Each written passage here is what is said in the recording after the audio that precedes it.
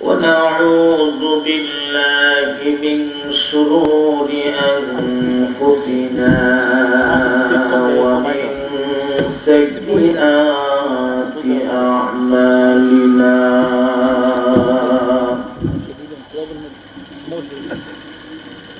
من يهده الله فلا مضل له ومن يضلله فلا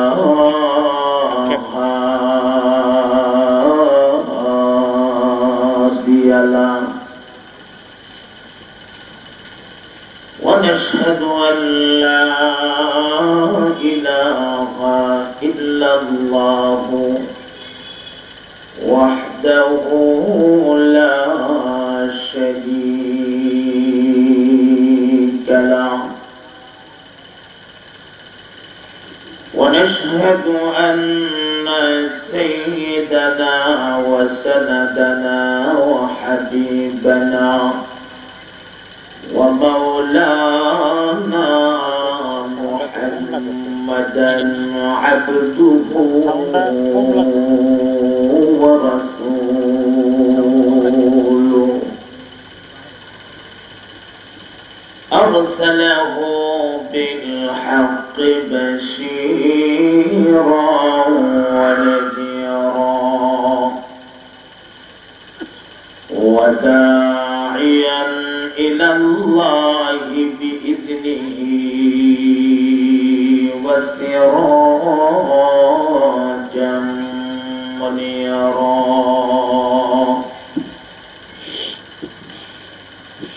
أما بعد فأعوذ بالله من الشيطان الرجيم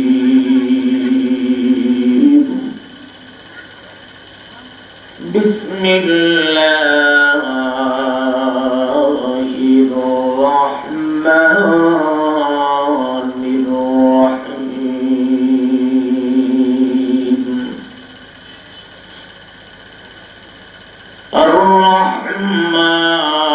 الرحمن علم القرآن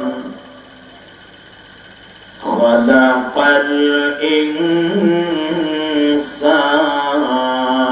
الإنسان علمه البيان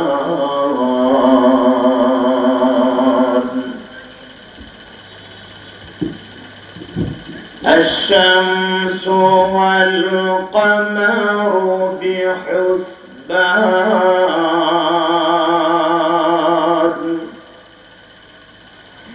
والنجم والشجر يسجدان والسماء رفعها ووضع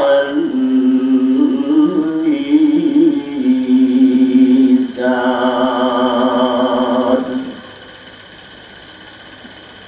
ألا تطغوا في الميزان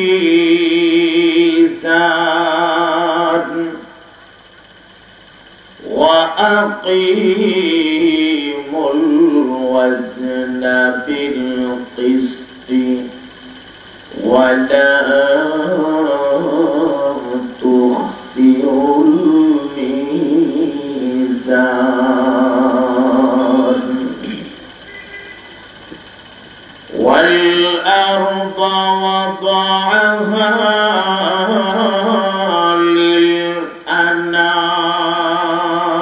للأنام فيها فاكهة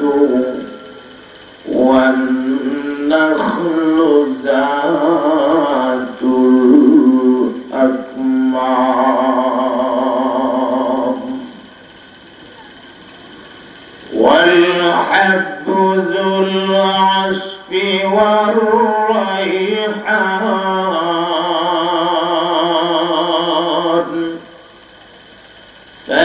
فبأي آلاء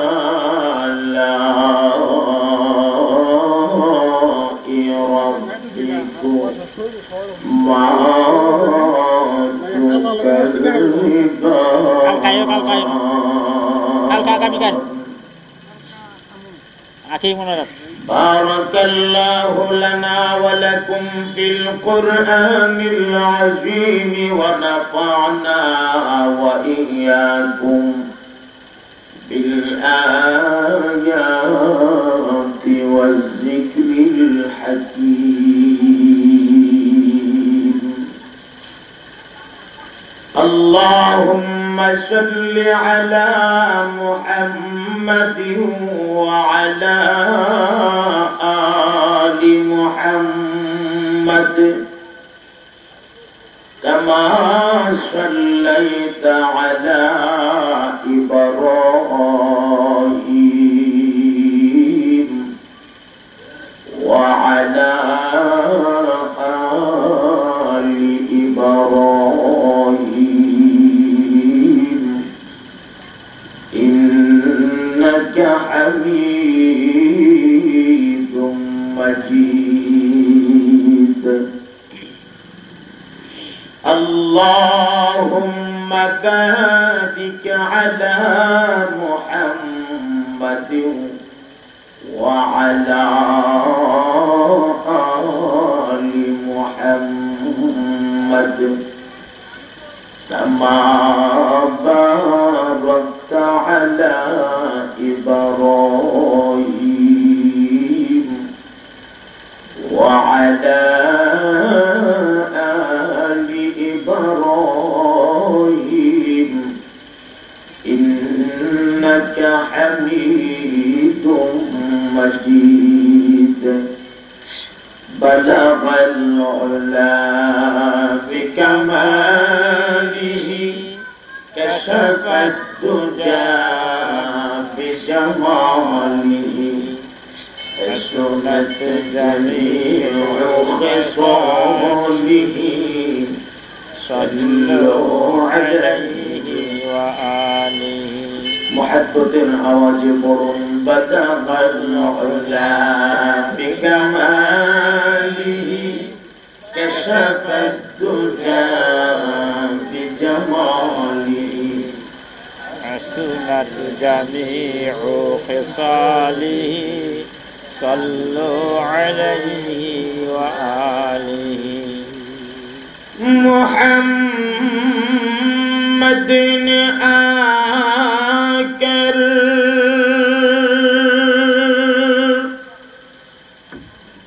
کفر کو مٹھایا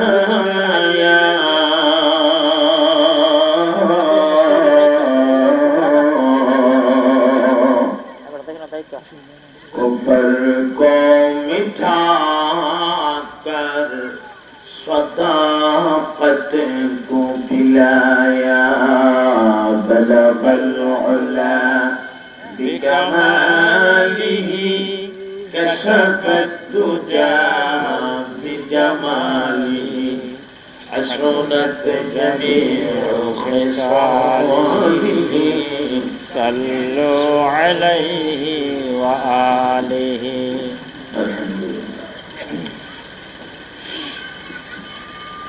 সিধুকোট মুন্সিবাড়ি উদ্যোগে আয়োজিত 5 দিনব্যাপী তাফসীরুল কোরআন মাহফিলের আজ চতুর্থ দিন। চলতি অধিবেশনে সভাপতির দায়িত্ব পালন করছেন আজকের মুহতারাম সভাপতি দামাত বারাকাতুহু বারাকাল্লাহু ফি হায়াতিহি। উপস্থিত বারাদারানে ইসলাম, পর্দানিশীন আমার মা ও বোনেরা, কালিমাতুশ শুকর আদায় করছি রব্বুল আলামিনের শাহী দরবারে, যিনি অত্যন্ত দয়া করে অত্যন্ত চমৎকার একটা ব্যবস্থাপনার মাধ্যমে আল্লাহর দ্বীনের কিছু কথা আমাদেরকে বলার এবং শোনার সুযোগটুকু করে দিয়েছেন। এই জন্য আমরা কালিমাতুশ শুকর পড়ছি আলহামদুলিল্লাহ। আমার হাতে খুব লিমিটেড সময়, লম্বা সময় হাতে না থাকায় কোন রকমের মুকদ্দমা বা ভূমিকা বিহীন আমি আমার মূল আলোচনা শুরু করে দিতেছি ইনশাআল্লাহ। আমরা যারা উপস্থিত হয়ে গেছি আল্লাহর শুকর, আমরা প্রথম থেকেই কথাগুলো শোনার সুযোগ পেয়ে গেলাম। রাস্তায় যারা আমরা আছি মাহফিলের উদ্দেশ্যে রওনা দিয়েছি, রাস্তা থেকে আমরা কান ধরে রাখবো, কারণ আমাদের মূল কথা শুরু হয়ে যেতেছে। আমি আপনাদের খেদমতে আল্লাহর পবিত্র কালামের অত্যন্ত সুপরিচিত একটি সূরা, যার প্রথম অংশ থেকে কয়েকটি আয়াতে কারিমা তিলাওয়াত করেছি। সূরাটার নাম হচ্ছে সূরাতুর রহমান। বলুন কি নাম? সূরা আর-রহমান। আমরা যারা মোটামুটি আল্লাহর কোরআনের সাথে কিছুটা হলেও সম্পর্ক রাখি, এই সূরাটার তিলাওয়াত কম বেশ অনেকে আমরা জানি। এটি অত্যন্ত আজিম ও শান একটি সূরা। আল্লাহর জান্নাত সমূহের মধ্য থেকে দারুস সালাম নামক জান্নাতের ভেতরে একটা বিরাট মাহফিল হবে, যেই মাহফিলটার মধ্যে পয়গম্বর দাউদ আলাইহিস সালাতু ওয়াস সালাম আল্লাহর কালামের সূরা তাহা তিলাওয়াত করবেন। সুবহানাল্লাহ। যেই মাহফিলটার মধ্যে ইমামুল মুরসালিন, সাইয়্যিদুল মুরসালিন, খাতামুন নবীন, ফখরুদ্দোজাহা নবী মুহাম্মদুর রাসূলুল্লাহ সাল্লাল্লাহু আলাইহি ওয়াসাল্লাম উনি আল্লাহর কোরআনের কলব তিলাওয়াত করবেন। কলব রাসূল বলেছেন লিকুল্লি শাইইন কলব ওয়া কলবুল কোরআনি সূরাতু ইয়াসিন। সূরা ইয়াসিন। আল্লাহর হাবিব বলেন প্রত্যেকটা জিনিসের একটা করে কলব আছে, ঠিক আল্লাহর কালামেরও একটা কলব আছে।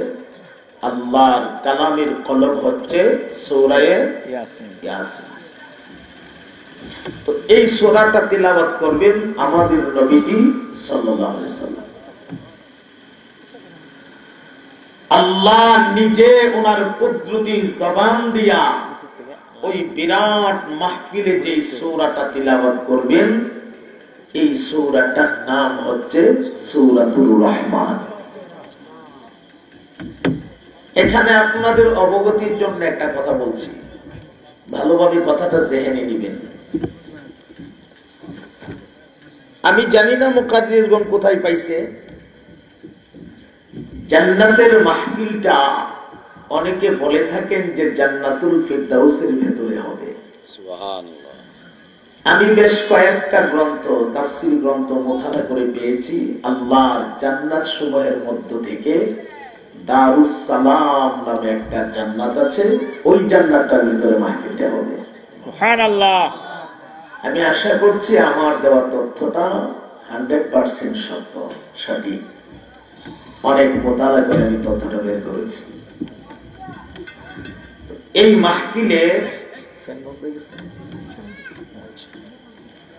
এই মাহফিলে আমাদের আল্লাহ নিজে স্বয়ং সূরাতুর রহমান তিলাওয়াত করবেন। সুবহানাল্লাহ। তাহলে এটি অত্যন্ত গুরুত্বপূর্ণ একটি সূরা। আল্লাহর কোরআনের সূরাগুলিকে যে সিরিয়াল করা হয়েছে, সিরিয়াল, এই সিরিয়ালটাকে তাফসীরের পরিভাষায় বলা হয় মুনাসিবা। কি বলা হয় ভাই? মুনাসিবা। মুনাসিবা বাইনা সূরাতাইন, অর্থাৎ দুইটা সূরার মধ্যে যোগসূত্র, সম্পর্ক। যেমন সূরাতুর রহমানের আগের সূরার নাম হচ্ছে সূরাতুল কমর, আর সূরাতুল কমরের পরের সূরাটাই হচ্ছে সূরাতুর রহমান। এই দুইটা সূরার মধ্যে যোগসূত্র কি, মুনাসেবাটা কি, আমরা প্রথমে শুনব। সূরাতুর রহমানের আগের সূরা সূরাতুল কমর। সূরাতুল কমরের প্রথম অংশে আল্লাহ আমাদের নবীজির একটা বিশেষ মুজিজার আলোচনা করেছেন। ঠিক সূরাতুর রহমানের শুরুতেও আল্লাহ আমাদের নবী পাকের একটা মুজিজার আলোচনা করেছেন। সূরাতুল কমরের শুরুতে আল্লাহ আমাদের নবীজির চন্দ্র দ্বিখণ্ডিত হওয়ার মুজিজার আলোচনা করেছেন। আর সূরাতুর রহমানে আল্লাহ আস্তা 30 পারা করানো যে আমার নবীর মুজিজা, এই কথা ইশারা দিয়েছেন। আল্লাহ, এই দুইটা সূরার মুনাসিবা সম্পর্ক এই কারণে যে দুটোটা সূরার শুরুতে আমাদের নবীজির মুজিজার আলোচনা করা হয়েছে।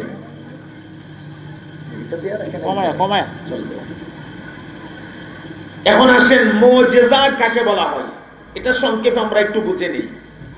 মুজিজা নামক হালুয়াটা এটা পৃথিবীর কোন রেস্টুরেন্টে পাওয়া যায় বা কোন হোটেলে পাওয়া যায়, এটা খাইতে কেমন লাগে এটা জানা দরকার না? জীবনে একবার হলেও তো এই হালুয়াটা খাইতে হবে, নাকি বলেন? দেখেন আমার সাথে কয়, এদিকে আপনারা মনে করে নিতেছেন মুজিজা একটা হালুয়ার নাম। না না, আমার সাথে সাথে কোন কেন, এটা আমাদের একটা বহত ভাষা হয়ে গেছে। হুজুরে যা বললো তাই ঠিক, ঠিকটারে ঠিক বললেন। মাঝে মাঝে আমরা পরীক্ষা করতে গিয়ে মনোযোগটা আমাদের দিকে কেমন আছে এটা বুঝতে গিয়ে একটু উল্টাপাল্টা বলি, এসব ওই রিপোর্টটা সঠিক দেওয়ার চেষ্টা করবেন। মুজিজা কোনো হালুয়ার নাম না, তাহলে এটা কি? আল্লাহ তার নবীদের নবুয়তকে প্রকাশ করার জন্য নবীদের মাধ্যমে কিছু অলৌকিক ঘটনা প্রকাশ করেছেন। যেই অলৌকিক ঘটনাগুলিকে মুজিজা বলা হয়। যেই অলৌকিক ঘটনাগুলির কি বলা হয়? মুজিজা। মুজিজা। আরেকটা কথা মনে রাখবেন, সমস্ত নবীদেরকে আল্লাহ মুজিজা নামক এই দৌলতটা দান করেছিলেন। তবে সমস্ত নবীরাই মুজিজা দেখাইতে গিয়া কোনো না কোনো একটা আসবাবের প্রয়োজন হয়েছে। আসবাব, আসবাবের বাংলা হচ্ছে উপকরণ। উপকরণ। আরেকটু সহজ করে যদি বলি, কোনো একটা বস্তু, বস্তু একটা কিছু লাগছে মুজিজাটা দেখাইতে, একমাত্র আমাদের নবীজিকে আল্লাহ স্পেশাল এমন এক পাওয়ার দিয়েছিলেন। আমাদের নবী পাক কোন মুজিজা প্রকাশ করতে গিয়া কোন রকমের আসবাব বা উপকরণের প্রয়োজন ছিল না। কি সুবহানাল্লাহ বড় করে বলতে পারবেন? যেমন আল্লাহর পয়গম্বর সাইয়েদনা দাউদ আলাইহিস সালাতু ওয়াস সালামের মুজিজা ছিল আল্লাহর পয়গম্বর লোহাটারে হাতে লইয়া, লোহাটারে দুই হাতের মাঝখানে যখন চাপ দিয়া ধরতো গো, ওই যে আগুনের কাছে মোমটারে নিয়ে গেলে মোমটা যেমন আগুনের কাছে গইল্লা ফোটা ফোটা হয়ে পড়তে থাকে, আল্লাহর পয়গম্বরের হাতের ভেতর থেকে এই লোহাটা গইল্লা পানির মতো হইয়া ফোটা ফোটা করে জমিনের মধ্যে পড়তে থাকতো। তাহলে এখানে আমরা কি বুঝলাম? দাউদ আলাইহিস সালাতু ওয়াস সালাম মুজিজা দেখাইছেন। এই মুজিজাটা দেখানোর জন্য একটা উপকরণের প্রয়োজন হয়েছে। বলুন সেই উপকরণটার নাম কি? লোহা। লোহা। এই তো মাশাআল্লাহ। প্রাথমিক কথাগুলি আলোচনার ফাউন্ডেশন, এই কথাগুলি একটু মনোযোগ দিয়ে শুনতে হয়। আমাদের অভ্যাস একটু ভিন্ন রকম। হুজুরে যখন সুর স্টার্ট করে আমরা মনে করি যে সুর যখন দিছে এখন ওয়াজটা লাগছে, কথা ঠিক না? অথচ প্রাথমিক কথাগুলা আস্তা 1-1.5 ঘন্টা আলোচনার ফাউন্ডেশন, যে ফাউন্ডেশনের উপরে 1-1.5 ঘন্টার আলোচনা দাঁড়াবে। আপনি যদি প্রথমের কথাগুলি গুরুত্ব দিলেন না, তো পরের কথাগুলি কিভাবে বুঝবেন? এটা আমাদের একটা ভুল থিওরি, ভুল চিন্তাধারা। এসব চিন্তাধারা থেকে আমাদেরকে বেরিয়ে আসতে হবে। মনোযোগ আছে তো ইনশাআল্লাহ? ইনশাআল্লাহ। আর একটা মিসাল দেই। আল্লাহর পয়গম্বর হযরত ঈসা আলা নবিয়ানা আলাইহিস সালাতু ওয়াস সালাম, ওনার মুজিজা ছিল উনি আস্তে করে এক মুষ্টি মাটি হাতে নিতেন, মাটিটা হাতে নিয়া মাটিটারে মোট কইরা দইরা কি যেন করতেন, আর আস্তে করে দম কইরা ফু দিয়া ছাইরা দিলে এই মাটিটার ডানা মিল্লা একটা পাখি হইয়া আকাশের মধ্যে উড়াইতে থাকতো। আল্লাহু আকবার বলেন। তাহলে উনিও মুজিজা দেখাইছেন, একটা আসবাবের প্রয়োজন হয়েছে, একটা উপকরণ লাগছে। বলুন সেই উপকরণটার নাম কি? আল্লাহর পয়গম্বর মুসা কালিমুল্লাহ,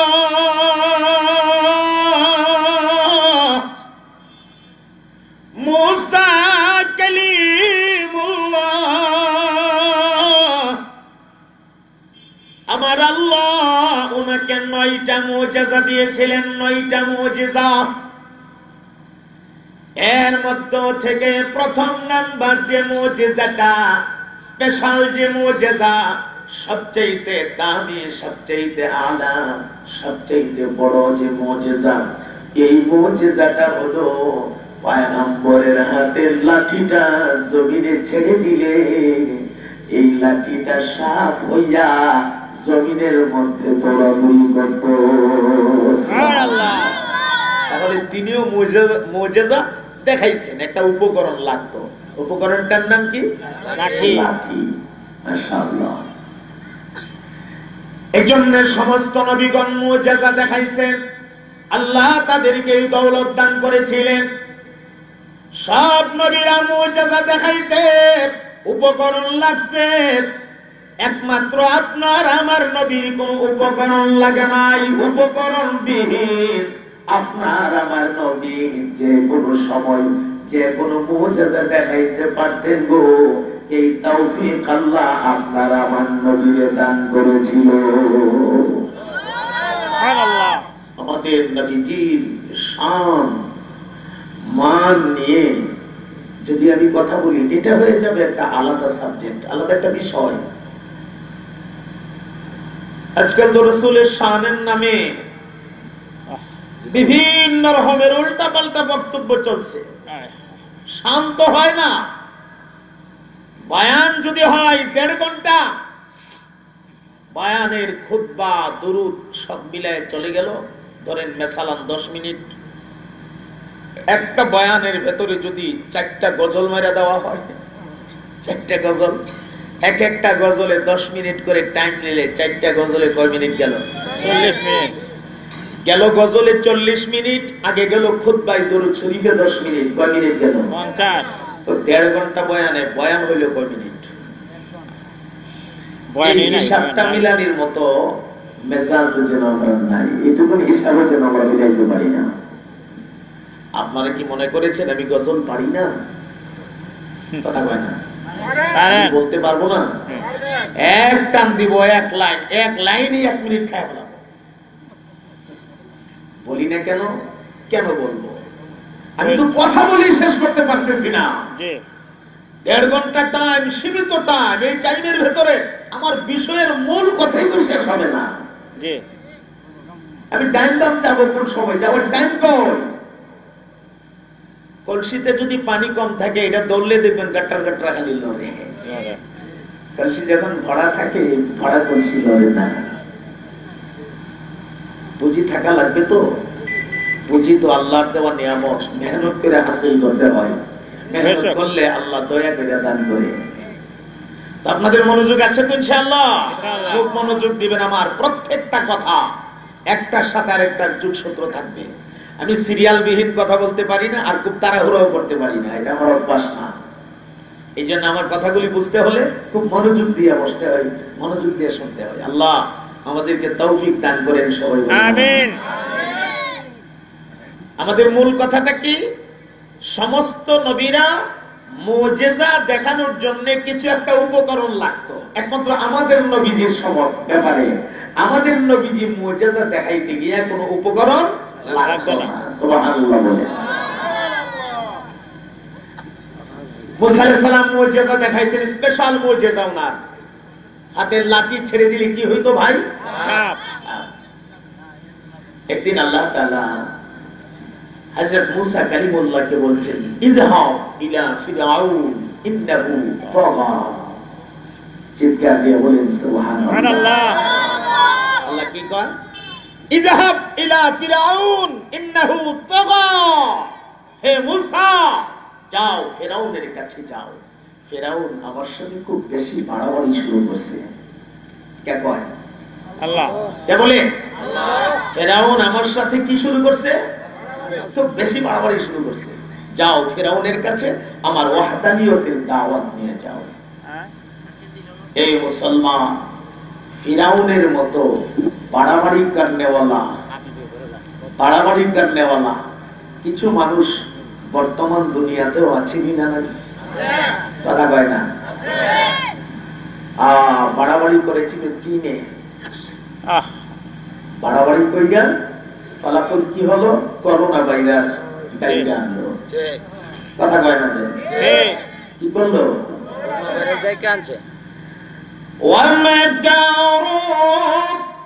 ومكر الله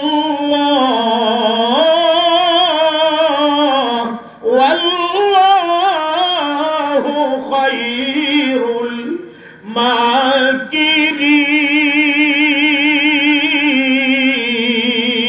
الماكرين। আল্লাহু আকবার। পৃথিবীতে যতটা মানুষ আল্লাহর সাথে মক্করবাজি করেছে, একটাও বাঁচতে পারে না। আল্লাহ তো তোমরা কিসের মক্করবাজ? তোমাদের চাইতে অনেক গুণ বেশি কৌশলী আমি আল্লাহ। আমার কৌশলের পেছে একবার যদি পড়ে যাও, মাথার দিয়ে উঠানির মতো ক্ষমতা তোমার নাই। কথা ঠিক না বেটি? আল্লাহর কৌশল বড় কঠিন কৌশল। কালিমাওয়ালারে ভালো লাগে না। সারা দুনিয়ার বেদিনদের একটাই স্লোগান, কালিমাওয়ালারে ভালো লাগে না। অথচ এই বেদিনদের এই কথা জানা নাই, কালিমাওয়ালার খাতিরে আল্লাহ দুনিয়া দাঁড় করাইয়া রাখছে। যেদিন কালিমাওয়ালা থাকবে না, সেদিন এই দুনিয়াটাও থাকবে না। আল্লাহ দুনিয়া রাখবে না। কালিমাওয়ালারে সহ্য করে নিতে পারে না, মুসলমান সহ্য করে নিতে পারে না। মুসলমান মারো, মুসলমান কাটো, মুসলমান দুনিয়ার থেকে বিদায় করো। কি করেছ? মুসলমানকে নির্যাতন করে করোনা ভাইরাস ডাইকা লামাইছো। তো এখন করোনা ভাইরাসের মোকাবিলা করো। এই ক্ষমতা কারো আছে মোকাবিলা করা? আতঙ্ক ছড়িয়ে পড়েছে গোটা পৃথিবী ব্যাপী। আতঙ্ক কি? এটা এমন কি? হাতির মতো একটা জানোয়ারও তো না যে আমার দিকে দৌড়ে আসতেছে, আমারে ধরবে আর আমারে নিচে ফালাইয়া পাইরা দুইরা মাইরা ফালাবে। এমন একটা জানোয়ারও তো না। ধরতে সইতে পাওয়া যায় না, চোখ দিয়ে দেখা যায় না, কিন্তু ধরে ফেললে আর বাঁচা যায় না। ধরা কার ধরা? কার ধরা? এখন আপনার এটার থেকে বাঁচার জন্য না হুফা লাগা। তবে মনে রাখবেন, আল্লাহ যদি ধৈরা লায়, হুফা হাফা দিয়া বাঁচন যেত না। বাঁচা দিব না। করোনা ভাইরাস থেকে বাঁচার একটি মাত্র রাস্তা আছে। সেখানে যারা বিশেষজ্ঞরা, বৈজ্ঞানিকরা, ওরাও বলেছে যে এটার থেকে বাঁচার একটাই সুরত, কোনো কিছুতে ধরলে ভালো করে হাত ধুইয়া পরিষ্কার করে ধুইয়া খাবে। ধুইয়া খাবে, হাত ধুইবে আগে ভালো করে, নাক মুখ ধুইবে, পরিষ্কার রাখবে, পরিষ্কার পরিচ্ছন্ন থাকবে। এটা তারা থিওরি দিছে যে বাঁচার জন্য, করোনা ভাইরাস থেকে বাঁচার জন্য পরিষ্কার থাকতে হবে। আমি তো মনে করি আমরা মুসলমানেরা যারা আমরা 5 ওয়াক্তের নামাজ পড়ি, দৈনিক 5 বার আমরা ওযু করি, আর 5 বার ওযু করে আমরা সালাত আদায় করি, আমার বিশ্বাস আল্লাহ তাআলা অন্তত কোন নামাজীকে করোনা ভাইরাস দিবে না। কথা কয় না?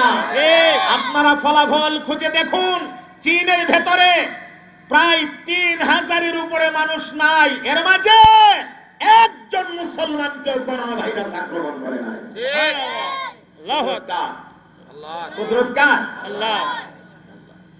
এই জন্য আমরা 5 ওয়াক্তের নামাজ ধরবো। হুফা লাগায়া আল্লাহর আযাব থেকে বাঁচা যাবে না, নামাজ ধরতে পারলে বাঁচা সম্ভব। কথা ঠিক না বেটি? আমরা ওযু ধরবো আর কি করব? 5 ওয়াক্তের নামাজ পড়বো ইনশাআল্লাহ। বলেন ইনশাআল্লাহ। মহব্বতে সবাই বলেন ইনশাআল্লাহ। ইনশাআল্লাহ। বলছিলাম আল্লাহ মুসাকে কয়, মুসা ইযহাব ইলা ফিরআউন ইন্নাহু তাগা। হে মুসা, ফিরআউনের কাছে যাও। আমার সাথে খুব বাড়াবাড়ি শুরু করছে। আল্লাহর পয়গম্বর তখন ডাক দিয়ে বলেন, ক্বালা রাব্বি শরহ লি সাদরি ওয়া ইয়াসসির লি আমরি ওয়াহলুল উকদাতাম মিন লিসানি ইয়াফকাহু কওলি। জোরে জোরে বলে দিন আল্লাহু আকবার।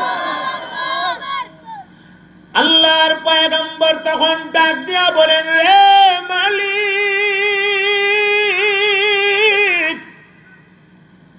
এত বড় বিরাট বাদশাহ, 9.5 লক্ষ বর্গ মাইল যার রাজত্বটা, 80,000 সৈনিক, সিকিউরিটি গার্ড যার পেছনে দাঁড়িয়ে থাকে দেহরক্ষী হিসাবে। একটু খেয়াল করেন, কয় হাজার? 80,000। কেমন খোদা গো, যে খোদারে বাঁচায় রাখার জন্য 80,000 বডিগার্ড লাগে। এত তো বোঝা যায় কয় নম্বরের খোদা যে বেরাউন না। ঠিক। কয় হাজার সৈনিক? আল্লাহ এত বড় বিশাল দাপটশালী বাদশাহ, তার মোকাবেলা আমি কেমনে করবো? আল্লাহ কো যাও। মুসা আলাইহিস সালাম কো, আল্লাহ রব্বি শরহ লি সাদরি, আমার সিনা তুমি খুলে দাও। সুবহানাল্লাহ। আরেকটু জোরে বল না। ওয়া ইয়াসসির লি আমরি, আমার কাজ আমার জন্য সহজ করে দাও। ওয়া ইয়াফকাহু কওলি, আমার জবানের জড়তা দূর করে দাও, আমি যেন চমৎকার করে কথা বলতে পারি, আমার কথা শুনলেই যেন সে বুঝতে পারে যে আমি একজন নবী। মনে রাখবেন, সমস্ত নবীগণ ছিলেন ফাসিহুল লিসান।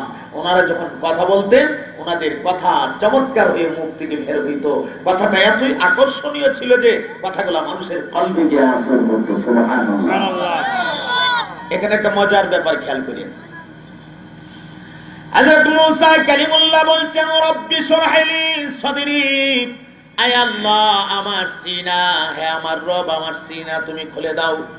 আর আপনার আমার নবী আল্লাহর কাছে বলার প্রয়োজন হয় নাই, বলার আগে আপনার আমার নবীকে আল্লাহ নিজে জানিয়ে দিয়েছেন, আলাম নাশরাহ লাকা সাদরাক।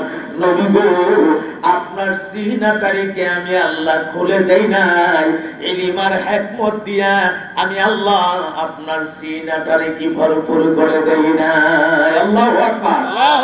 বেশ কথা দেখছেন, নবীগণ যখন যা প্রয়োজন হইতো আল্লাহর কাছে চাইতো। হ্যাঁ, ওনাদের দুইটা ঠোঁট, ওনাদের জবান আল্লাহর কাছে এতই প্রিয় ছিল, চাওয়া মাত্রই আল্লাহ দিয়ে দিত।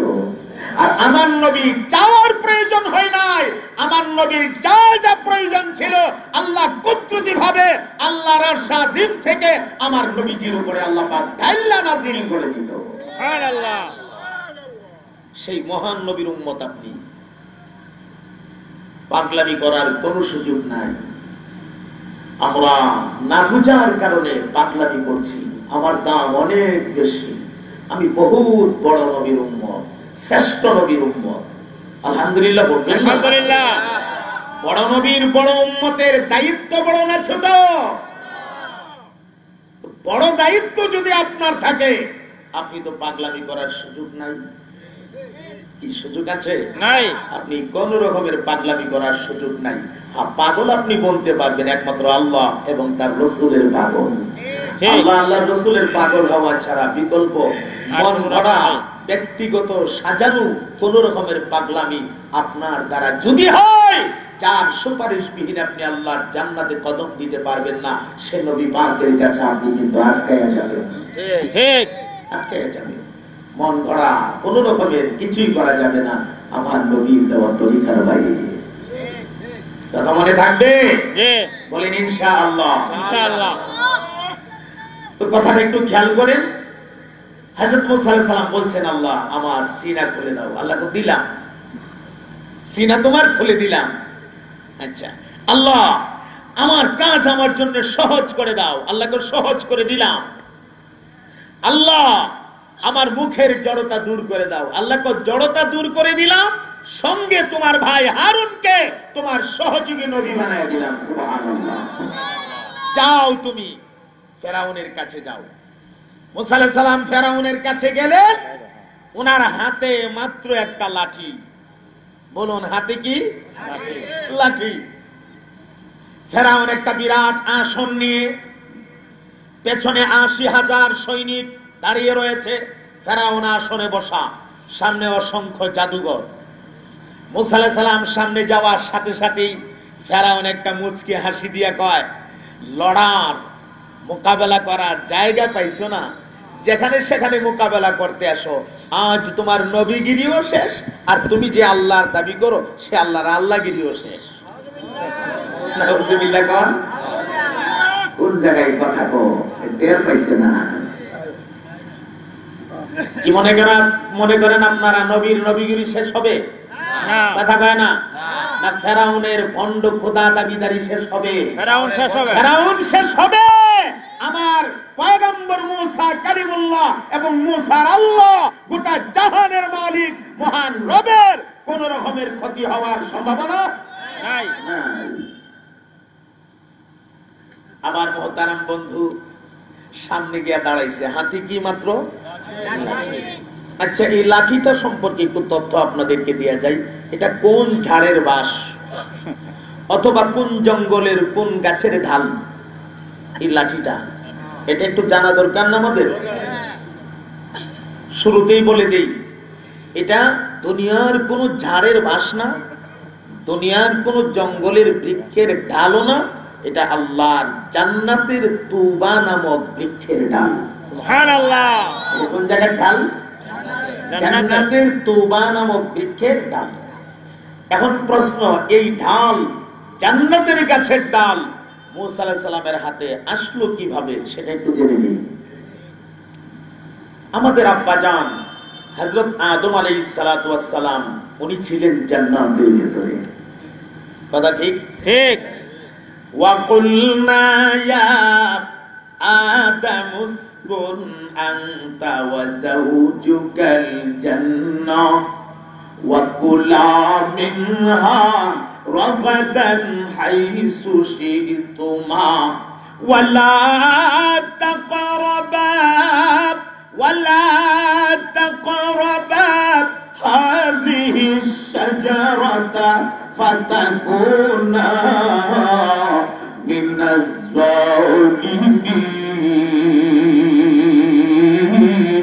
মহাব্বতের আওয়াজে, ঈমানি জজবায় আল্লাহ পাকের কিবরিয়াত বয়ান করে দিন গো ভাই, একসাথে বলে দিন আল্লাহু আকবার। আল্লাহ তাআলা আদম আলাইহিস সালাম এবং আমাদের আম্মা জান হাওয়া আলাইহিস সালাতু ওয়াস সালামা দুইজনকে বলছিলেন জান্নাতে থাকার জন্য। সে অনেক কথা। একটু পানির ব্যবস্থা, পানি ঠান্ডা পানি। কোথায় থাকার জন্য বলছিলেন? জান্নাতে। জান্নাতে। এবং বলেছিলেন আমার জান্নাতে যত নিয়ামত আছে সব তোমরা খাও। হ্যাঁ জি সব খাও। ওয়ালা তাকরাবা হাযিহি শাজারা, কিন্তু সাবধান, এই গাছটার ফল খাবে তো দূরের কথা, গাছটার কাছেও যায় না। এখানে একটু বেশ কম হয়ে গেছে। পয়গম্বরের শানে উল্টাপাল্টা তথ্য দেওয়া যাবে না যে পয়গম্বর ফল খায়া ভুল করে ফেলেছে, নাউজুবিল্লাহ। এমন যদি কেউ বলে ঈমান থাকবে না। এখানে তর্জমা করতে হবে একটু বেশ কম হয়ে গেল। বেশ কমটাও ওনার ব্যক্তিগত ইচ্ছাই হয় না, আল্লাহর ইশারাতে হয়েছে। তা কিভাবে অনেক লম্বা ওয়াকিয়া, সেদিকে আপনাদেরকে নিয়ে যাব না, নিয়ে যাওয়া আজকে আমার বিষয়ের ভেতরের কথাও না। তো পয়গম্বর আদম আলাইহিস সালামকে আল্লাহ পাক নোটিশ করে দিলেন। ওই বেশকমটা হয়ে যাওয়ার পরই আল্লাহ নোটিশ করে দিলেন, আদম হাওয়া তোমরা জান্নাত থেকে বের হয়ে যাও, তোমরা দুনিয়াতে যাও। কোথায় যাও? দুনিয়াতে। আল্লাহর পয়গম্বর তখন বলছিলেন, আল্লাহ আমি জান্নাত থেকে দুইটা জিনিস পৃথিবীতে নিয়ে যেতে চাই। কয়টা জিনিস? এক, আদম আলাইহিস সালাতু ওয়াস সালামের হাতে আল্লাহ পাক একটা পাথর দিয়েছিলেন, সাদা একটা পাথর, আর বলেছিলেন আদম এই পাথরটাকে তুমি যত্ন সহকারে রাখবে। আদম আলাইহিস সালাম পাথরটারে যত্ন সহকারে রাখতেছে। এটা কি পাথর সে অনেক লম্বা ওয়াজ, এই ইতিহাসে আপনাদেরকে আজ নিয়ে যাওয়া যাবে না, শুধু এটাই বলে রাখি সাদা একটা পাথর। আদম আলাইহিস সালাম বললেন আল্লাহ এই পাথরটা আমি নিয়ে যেতে চাই। পাথরটা তখন স্ট্রাইক করে বসলেন, আল্লাহ আমি দুনিয়াতে যাব না গো, আমারে দয়া করে দুনিয়াতে পাঠাও না, দুনিয়া বড় ফাসাদের জায়গা, আল্লাহ জান্নাত আরামের জায়গা, আমি জান্নাতি থাকতে চাই। আমার আল্লাহ বললেন আমার আদম চেয়েছে তোমাকে যেতেই হবে। তবে আল্লাহ রাব্বুল আলামিন জানায়া দিলেন রে পাথর তুমি যাও, কোন রকমের পেরেশানি তোমার নাই, কারণ আমি মহান আল্লাহ তোমাকে সম্মানের একটা জায়গাতে রাখবো। আমি আল্লাহ আবার ঘরখানে কাবার সঙ্গে তোমারে রেখে দিব। সারা দুনিয়ার আনাজ কানাজ থেকে আমার যত বান্দা বান্দিরা আসবে রে, তোর গায়ে দুইটা ঠোঁট লাগায়া লাগায়া আমার বান্দা বান্দিরা একটা চুমু দেওয়ার জন্য পাগল পাড়া হয়ে যাবে। এই পাথরটার নাম হচ্ছে হাজারে আসওয়াদ। হাজারে আসওয়াদ। এখন একটা প্রশ্ন থেকে যা, হাজার মানে পাথর, আসওয়াদ মানে কালো, তার মানে কালো পাথর। আপনি হয়তো বলবেন হুজুর আপনি বললেন আদম আলাইহিস সালাতু ওয়াস সালামকে আল্লাহ সাদা একটা পাথরে হেফাজত করে রাখার জন্য দিয়েছিলেন, আর এখন বলছেন এই কালো পাথরই সেই পাথর, অথবা সেই পাথরই এই পাথর, তাহলে সাদাটা কালো হলো কিভাবে? আমার আল্লাহ তখন পাথরকে জানিয়ে দিয়েছিল পাথর রে যাও যাও যাও, আমার নোটিশ হয়ে গেছে, তুমি যাও। আমি আল্লাহ তোমার সম্মানের জায়গাতে রাখবো, আমার ঘরের কাছে তোমারে রাখবো। তামাম পৃথিবীর আনাজ কানাজ থেকে আমার যত বান্দা বান্দিরা আসবে আর তোমার কাছে এসে তোমার গায়ে দুইটা ঠোঁট লাগা অথবা তোমার ইশারা দিয়া আমার বান্দা বান্দিরা যখন একটা চুমু খাবে রে, চুমুটা দেওয়ার সঙ্গে সঙ্গে অথবা তোমাকে ইশারা দেওয়ার সঙ্গে সঙ্গে একটা টান মাইরা আমার বান্দা বান্দির জিন্দেগির গুনাহগুলিরে রাইখা পাথরে তুই কালো হয়ে যাবে, কালো হয়ে যাবে, আর আমার বান্দা বান্দি গুলিরে তুই সাদা বানায়া ছাইরা দিবে। আল্লাহু আকবার বলেন চিৎকার দিয়া। এই হচ্ছে সেই পাথর। এটা অনেক লম্বা সাজানো একটা ওয়াজ, শুধু এই কথাটাই যদি আপনাদেরকে আমি শোনাই আমার একটা অধিবেশনের 1-1.5-2 ঘন্টা ওয়াজ যথেষ্ট হয়ে যাবে। আমার মূল কথা তো সামনে। আদম আলাইহিস সালাতু ওয়াস সালাম বললেন আল্লাহ এই পাথরটা নিতে চায়। আল্লাহ বললেন অনুমোদন দিলাম, নিয়ে যাও। আর কি চাও? আল্লাহর পয়গম্বর ডাক দিয়া বলেন ওগো আমার আল্লাহ, জান্নাতের তোবা নামক বৃক্ষের একটা ঢাল আমি নিতে চাই। সুবহানাল্লাহ। জান্নাতের ভেতরে বিরাট একটা মাঠ আছে গো, বিশাল একটা ময়দান। যে ময়দানটার একদম মাঝখানে একটা গাছ আছে, বিরাট গাছ। যেই গাছটার নাম হচ্ছে নাজির। ওই নাজির নামক বৃক্ষটা, যেই বৃক্ষের নাজির নামক মাঠটা, ওই মাঠটার মাঝখানে যে গাছটা, গাছটার নাম হচ্ছে তুবা। আর ওই তুবা নামক বৃক্ষের একটা করে ঢাল, একটা করে শাখা প্রত্যেকটা জান্নাতের ঘরের দরওয়াজা বা জানালায় গিয়ে ঝুইলা থাকবে। ওই তুবা নামক বৃক্ষের ঢালটা জানালাতে যে গিয়া পৌঁছে থাকবে। এই তুবা নামের বৃক্ষের পাতাগুলি হালকা বাতাস আল্লাহ ছেড়ে দিবেন, হালকা বাতাসে যে নড়াচড়া করবে, একটা পাতা আরেকটা পাতার সঙ্গে যে বাড়ি লাগবে, চমৎকার একটা সাউন্ড, একটা মিউজিক, একটা বাজনা তৈরি হবে গো। এমন মজার বাজনা দুনিয়ার কোন গান জীবনে দুনিয়ার জগতে কোনদিন শুনতে পারে না। সুবহানাল্লাহ। আল্লাহর পয়গম্বর আদম ডাক মারলেন ওগো আমার আল্লাহ, ওই তুবা টাকা ঢাল আমি নিতে চাই। আল্লাহ বললেন অনুমতি দেওয়া হলো। আদম আলাইহিস সালামের ঢালটারে লইয়া জগতে চলে আসলেন আমার ভাই। যখন তিনি পৃথিবীতে বিদ্যুতের বাতি নাই, হারিকেন বাতি নাই, কপি বাতি নাই, মোমবাতি নাই, ম্যাচ লাইট নাই, টর্চ লাইট নাই, কোন রকমের বাতি নাই।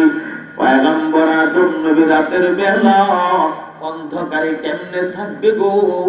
এই যে হাতের লাঠি, এই লাঠিটা রাতের বেলা হলে দেখা যাইতো লাঠির মাথার মধ্যে একটা লাইট জ্বলে উঠতো, লাইট। আর এই লাইটের আলোটা কেমন বড় হইতো, কত দূরে যাইতো। আল্লাহর পয়গম্বরের দুইটা চোখের দৃষ্টি যেই পরিমাণ যাইতো, এই লাইটের আলোটা চতুর্দিকে এই পরিমাণ গেরিয়া লইয়া আলোকিত হইয়া থাকতো। পয়গম্বর তো মানুষ, খানা খাইতে হবে, কথা কয় না? খানা খাওয়া লাগবে না? কি খাবে? চাল নাই, ডাল নাই, আটা নাই, আলু নাই, পেঁয়াজ নাই, রসুন নাই, কাঁচামরিচ নাই, ধন্যবাদ নাই, কিচ্ছু নাই। রান্না বান্না করার জন্য ডেস্কে নাই, থালা বাসন নাই, চামিচ নাই, কট্টা নাই, বাড়ি নাই, কিচ্ছু নাই, সোলা নাই। কি খাবে, কেমনে বাঁচবে? আল্লাহর পয়গম্বরের হাতের লাঠি তারা হাতে লইয়া যেই মাত্র তিনি জমিনে আঘাত করতেন গো, আঘাত করার সাথে সাথে আমার আল্লাহ জমিনের মাটি ফাটাইয়া পয়গম্বরের জন্য প্যাকেট করা জান্নাতি খাবার আল্লাহ পৌঁছায়া দিতে। সে অনেক কথা। এই লাঠির এই সব মুজিজা, আদম আলাইহিস সালামের হাতে যে মুজিজা গুলা ছিল, এগুলা বলতে গেলে অনেক সময়ের ব্যাপার। এখানে আদম আলাইহিস সালামের হাতে যে মুজিজা প্রকাশ পেয়েছে, এই মুজিজার জন্য একটা উপকরণ লাগছে। বলুন সেই উপকরণটার নাম কি? লাঠি। মাশাআল্লাহ। এই লাঠিটাই ওয়ারিস সূত্রে একজনের পর একজন, একজনের পর একজন, একজনের পর একজন ওয়ারিস সূত্রে আস্তে আস্তে হযরত মুসা কালিমুল্লাহর হাতে পৌঁছে গেলেন। মনে আছে কথা? তাহলে মুসা আলাইহিস সালামের হাতের লাঠি কোন ঝাড়ের ভাস, কোন জঙ্গলের গাছের ঢাল, এটা বুঝে আসছে তো? দুনিয়ার কোন ঝাড়ের ভাস না, দুনিয়ার কোন জঙ্গলের গাছের ঢাল না। এটা কোন জায়গার ঢাল? আল্লাহর জান্নাতের তুবা নামক বৃক্ষের ঢাল। চিৎকার দিয়ে বলেন সুবহানাল্লাহ। কথাগুলি বুঝতেছেন তো আপনারা? একটু মনোযোগ দিয়ে শুনবেন। খুব সুরাঙ্গামা করলাম আমি, মাইক টেক গরম করে ভালাইলাম, নাকে মুখে লাগাইয়া শাঁসা খাইলাম। কথাগুলি আপনারা বুঝলেন না, এই জাতের ওয়াজের পক্ষে আমি না। কথা বুঝতে পারতেছেন? কথা বুঝতে হবে, কথাগুলি আমাদের কর্মজীবনে কাজে লাগাইতে হবে। আজকাল ওয়াজগুলি যেন একটা ট্রেডিশনাল বিষয় হয়ে দাঁড়াইছে। মাইকে বসলে বক্তাও উঠ থাকে না, শ্রোতাও উঠ থাকে না। বক্তাও বেউস হয়ে যাগা, শ্রোতাও বেউস হয়ে যায়। কথা ঠিক না? খুব ঠান্ডা মাথায় কথা বলতে হবে। এটা পাগলামি করার চেয়ার না। এই চেয়ারে কথা বলেছেন পয়গম্বর আদম আলাইহিস সালাম থেকে নিয়ে আমাদের নবী পর্যন্ত সমস্ত নবীরা। কথা কয় না? এই চেয়ারে কথা বলেছেন স্বয়ং আমাদের নবী মুহাম্মদুর রাসূলুল্লাহ সাল্লাল্লাহু আলাইহি ওয়াসাল্লাম। এই চেয়ারে কথা বলেছেন চার খলিফা, ইসলামের চার খলিফা, বড় বড় চার সাহাবী সহ সাহাবায়ে কেরাম আজমাইনরা। এই চেয়ারে কথা বলেছেন তাবিঈন, তাবিঈন। এই চেয়ারে কথা বলেছেন আইয়ামি মুজতাহিদিন। এই চেয়ারে কথা বলেছেন সলফে সালিহিন। এই চেয়ারে কথা বলেছেন আমাদের বুজুর্গানে দ্বীন হযরত হুসাইন আহমদ মাদানী রাহিমাহুল্লাহ। এই চেয়ারে কথা বলেছেন কাসেম নানুতুবি রহমাতুল্লাহ আলাইহি। এই চেয়ারে কথা বলেছেন আব্দুল আজিজ মুহাদ্দিস দেহলভী। এই চেয়ারে কথা বলেছেন আব্দুল গনি মুহাদ্দিস দেহলভী। এই চেয়ারে কথা বলেছেন শাহজালাল মুজাররদি আমনি। এই চেয়ারে কথা বলেছেন শাহপরান। এই চেয়ারে কথা বলেছেন সৈয়দ নাসির উদ্দিন সিফাত সালার। এই চেয়ারে কথা বলেছেন শাইখে গাজী নগরী, শাইখে দিগলবাগী। এই চেয়ারে কথা বলেছেন মরহুম চরমনার পীর। এই চেয়ারে কথা বলেছেন ব্রাহ্মণবাড়িয়ার বড় হুজুর রহমাতুল্লাহ আলাইহি। এই চেয়ারে কথা বলেছেন মুফতি ফজলুল কামিল রহমাতুল্লাহ আলাইহি। এই চেয়ারে কথা বলেছেন মুফতি নুরুল্লাহ রহমাতুল্লাহ আলাইহি। এই চেয়ারে কথা বলেছেন শাইখুল হাদিস রহমাতুল্লাহ আলাইহি। সুতরাং এই চেয়ার পাগলামির জায়গা না। এখানে বসে উল্টা পাল্টা কথা বললে আগুনের কাছে দিয়া জিহ্বাটা কেটে দেওয়ার জন্য আল্লাহ কেচি একটা তৈয়ার করে রেখে দিয়েছে। কথা বলেন ঠিক না বেটি? এটা খুব দামি জায়গা, এটা পাগলামির জায়গা না। বাবার বয়স দাদার বয়সের মানুষগুলা মাঠে বসা থাকে। আমি বক্তা, আমি কথা বলি, এই জন্য আমি বেহেশতের বড়ি মাথা হয়ে যাই নাই। আমি যেমনে মনে চাই এমনি কথা বলবো, মনে চাই টান দিয়ে ঠ্যাং উঠে ফেলবো, মনে চাই হাত যেমনে মনে চাই এমনি লাড়া মারবো, যা মনে চায় তা আমি করে ফেলবো। এই সুযোগ এই চেয়ারে নাই। মনে রাখবেন, যতটা মানুষ এই চেয়ারে বসে অঙ্গভঙ্গি যাদের সুন্দর না, যারা এটাকে নাট্য মঞ্চ বানিয়ে ফেলেছে, ওরা এই চেয়ারের যোগ্য না। ঠিক কথা বলেন, ওরা এই চেয়ারের যোগ্য না। একদিন জবাবদিহিতা ছিনি না আছে। ওয়াজ নসিহত করার একটা শিষ্টাচার আছে, একটা সিস্টেম আছে। উদউ ইলা সাবিলি রাব্বিকা বিল হিকমাতি ওয়াল মাউইজাতিল হাসানা। মানুষগুলিকে সুন্দর সুন্দর কথা দিয়া, হিকমতপূর্ণ কথা দিয়া, চমৎকার ল্যাঙ্গুয়েজ দিয়া, চমৎকার ভাষা দিয়া, আদবের সহিত মানুষগুলোকে আল্লাহর দ্বীনের দিকে আহ্বান করো। পয়সাই অমুক কাফের, তমুক কাফের, অমুক জাহান্নামী, আমি 1 লাখ জান্নাতি। লম্বা লম্বা ফতোয়া দেওয়ার জায়গায় না। বুঝতে পারছেন? আল্লাহ মাঝে মাঝে আফসোস লাগে, আল্লাহ তুমি আমাদের সহি বুঝ দান করো। আমিন। চিল্লায়া বলেন আমিন। অনেক দূরে নিয়ে গেলাম। মুসা আলাইহিস সালামের হাতে একটা মাত্র লাঠি, মনে আছে না? ভুলে গেছেন? ফেরাউন বসা, পেছনে সৈনিক কি পরিমাণ? 80,000। এই তো মনে আছে। সামনে জাদুঘর। হযরত মুসা আলাইহিস সালাম ভয় পাইতেছে না। কেন পায় না? ওই যে বলছিলেন, রব্বি শরহ লি সাদরি, আয় আল্লাহ আমার সিনা তুমি খুলে দাও। আল্লাহ তো সিনা খুলে দিয়েছে। যার সিনাটা দ্বীনের জন্য আল্লাহ খুলে দিবে, সে আল্লাহ ছাড়া পৃথিবীর কোনো শক্তিকে ভয় পায় না। কথা বলেন ঠিক না বেটি? এই জন্য সিনা প্রশস্ত হওয়ার দোয়া করতে হবে আল্লাহর কাছে। আমার মুহতারাম বন্ধু, ফেরাউন ডাক দিয়ে বললেন, জাদুঘরদেরকে বললেন, ও জাদুঘররা, তোমরা জাদু দিয়া সাপ বানায় ছেড়ে দাও। আজকে মূসাকে জনমের লীলা দেখায়া দাও, মূসার নবীগিরি শেষ করে দাও। লক্ষ্য করেন, আমার ভাই, মূসার নবীগিরি শেষ হবে না গো। লীলা মূসার দেখাইতে পারবে না, বরং তুমি নিজে লীলা দেখতে হবে। কথা ঠিক না বেটি? জাদুঘররা জাদু দিয়া সাপ ছেড়ে দিয়েছে, অসংখ্য সাপ।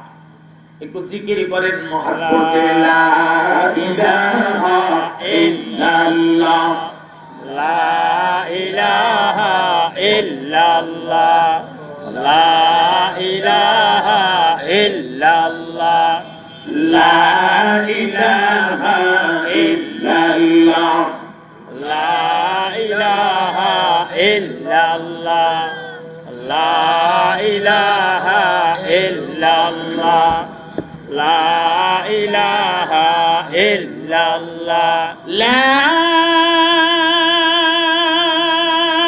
ইলাহা ইল্লাল্লাহু মুহাম্মাদুর রাসূলুল্লাহ সাল্লাল্লাহু আলাইহি ওয়াসাল্লাম।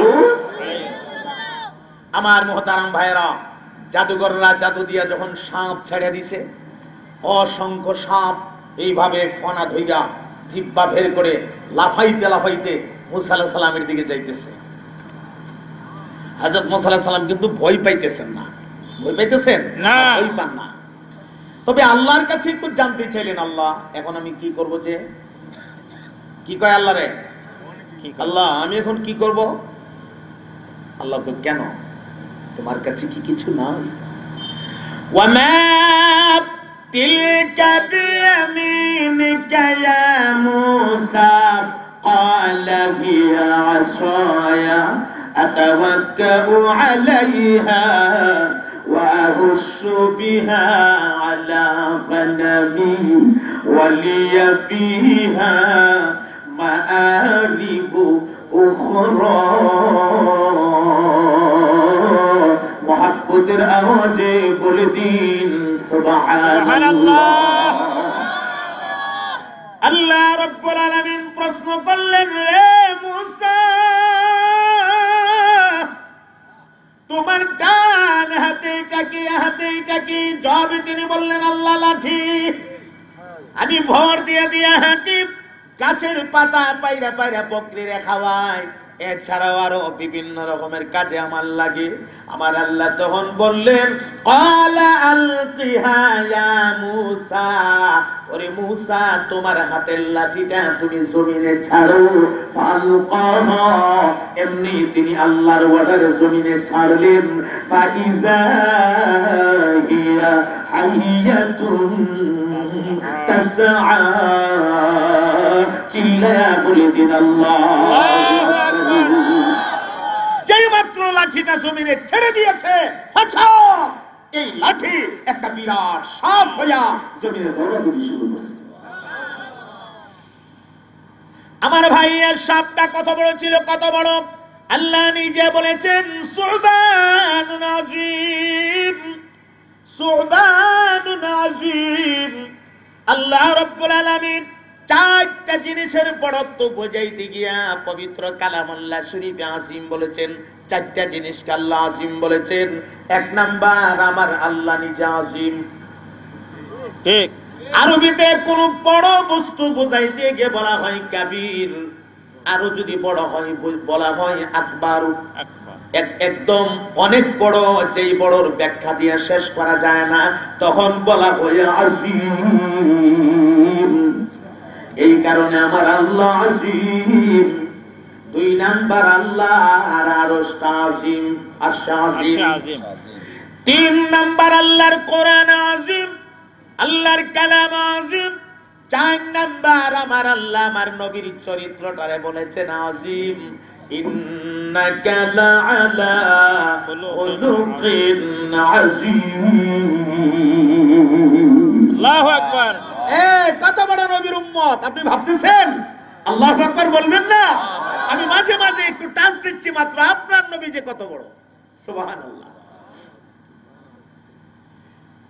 আল্লাহ তাআলা পয়গম্বর মুসা কালিমুল্লাহর সাপটাকে, কত বড় সাপ, এই বড়ত্বটা বুঝাইতে গিয়া আল্লাহ নিজে বলেছেন সুবহানুন আযীম। এখন চিন্তা করে দেখুন এই সাপটা কত বড় সাপ। পয়গম্বর মুসা তাকায় দেখে, গো আমার হাতের লাঠি দিয়ে আমার আল্লাহ এত বড় সাপ বানায়া দিছে। আমার সাপটা যদি আস্তে করে ভাবে একটা লোকমা ধইরা দে, ফেরাউনের ৮০,০০০ সৈনিক আমার সাপের জন্য মাত্র এক লোকমা। আর ভয় আছে? আর ভয় আছে? ভয় নাই। আস্তে করে ভেতরের দিকে শ্বাস টান দিছে, সাপটা ভেতরের দিকে একটা শ্বাস টান দিছে। শ্বাস টান দেওয়া মাত্রই জাদুঘরদের তৈরি যত সাপ ছিল, কোনটার মাথা আগে, কোনটার লেজ আগে, কোনটার ফেট আগে, কোনটার হিট আগে, এভাবে উল্টায়া উল্টায়া ফুটবলের মতো বললা মাথা ভুতা বালু সালু যা আছে সকল তা ভরিকে ভিতরে ঢুকাছে। কি জাদুঘররার মাঠে থাকবে? ও বাবা রে, উপায় নাই, ডাইরেক্ট খাইয়া পালাইবো। খাইবো তো খাইবো, হুতায়া খাইতো না, হারা রাইকা খাইলেব, বাপ বালা না। সৈনিকরা যারা বডিগার্ড ফেরাউনের পেছনে ছিল, ওরা থাকবে? কেউ নাই। আজকে ফেরাউন তাকায় দেখে মাঠ শূন্য, একদম মাঠ ফাঁকা, কেউ নাই। হে আসলে বই দিছে, বডিগার্ড সডিগার্ড কিছু নাই, যার যার জানবা চাল সব সাইড হয়ে গেছে। আর সাপটা এইভাবে জিব্বাটা বের করে মাত্র একবার ফেরাউনের দিকে ফোনা ধরছে, দুইটা চোখ বের করে চাইছে, ছায়া খালি একবার, একবার খালি এমনি দিছে। তাফসীরের ভেতরে আসছে ফেরাউন ইউটার্ন লইয়া, ইউটার্ন বলা হয় যে এই দিক থেকে আসে ঠিক ওই দিকে ফিরে যাওয়া, ইউটার্ন নিয়া এমন জোরে একটা দৌড় মারছে, এক দৌড়ে রাজমহলের ভেতরে দুইটা দরজা লক করে দিয়েছে। ভয়ে ভীত সন্ত্রস্ত হইয়া কাঁপতেছে, আর পাতলা পায়খানা শুরু হয়ে গেছে। তাফসীরে আসছে 435 বার ফেরাউনের পাতলা পায়খানা হয়েছে। কয়শো বার? 435 বার পাতলা পায়খানা হয়েছে একবারে।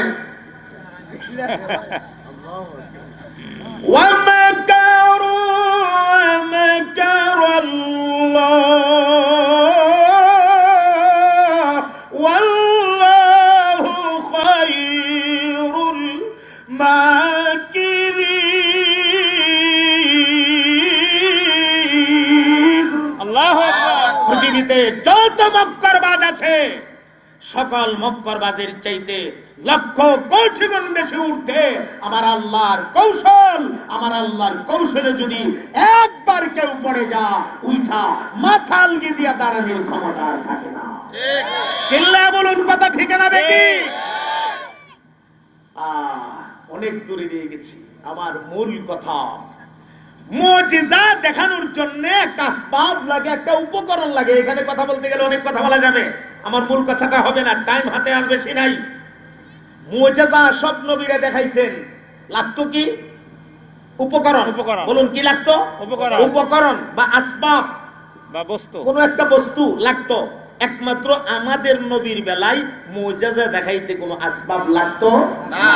যেমন এটাও একটা যেমন শোনা দরকার, যেমন সূরাতুর রহমানের আগের সূরা সূরাতুল কমর, যেই সূরাতে আল্লাহ আমার নবীর চন্দ্র দ্বিখণ্ডিত হওয়ার মুজিজার কথা বলছে। সুবহানাল্লাহ।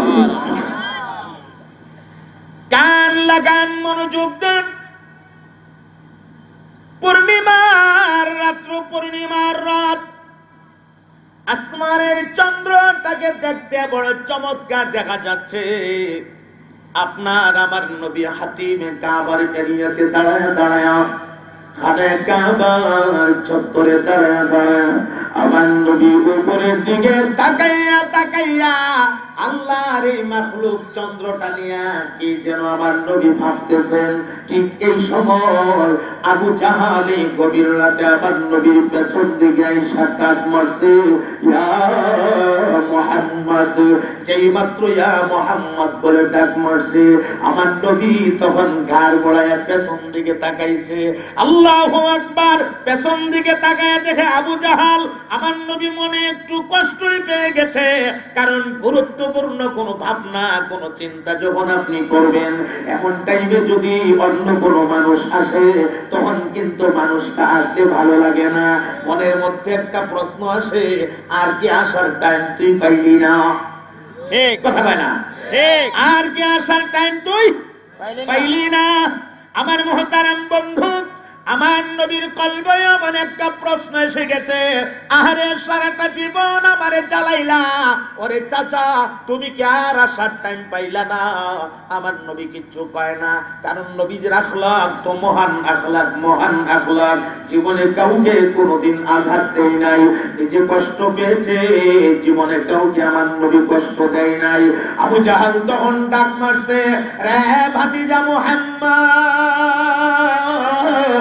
জীবনে অনেক মুজিজা দেখাইছো রে, যত মুজিজা তুমি দেখাইছো সবগুলি মুজিজা তুমি জমিনে দেখাইছো, একটা মুজিজাও তুমি আসমানে দেখাইতে পারো নাই।